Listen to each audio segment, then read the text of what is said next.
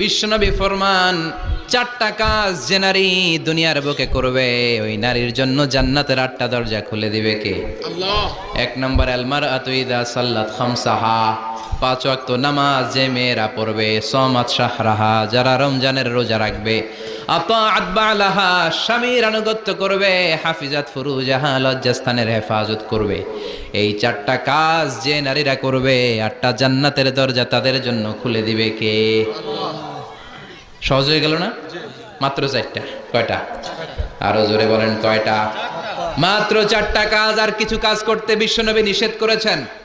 জামার উপর দিয়ে পারফিউম মেখে যেতে নিষেধ করেছেন মুহাম্মদ সাল্লাল্লাহু আলাইহি ওয়াসাল্লাম। আইয়ুমা ইমরাআতিন ইস্তা'তারাত, যেই মহিলারা পারফিউম মেখে বের হলো পুরুষদের দৃষ্টি আকর্ষণের জন্য, কিয়ামতের দিন জিনাকারিনীদের কাতারে ওদেরকে দাঁড় করাবে কে? আল্লাহ। অনেক মহিলারা আছে ঝাঁঝালো পারফিউম দেয়, আছে না? টেম্পুর মধ্যে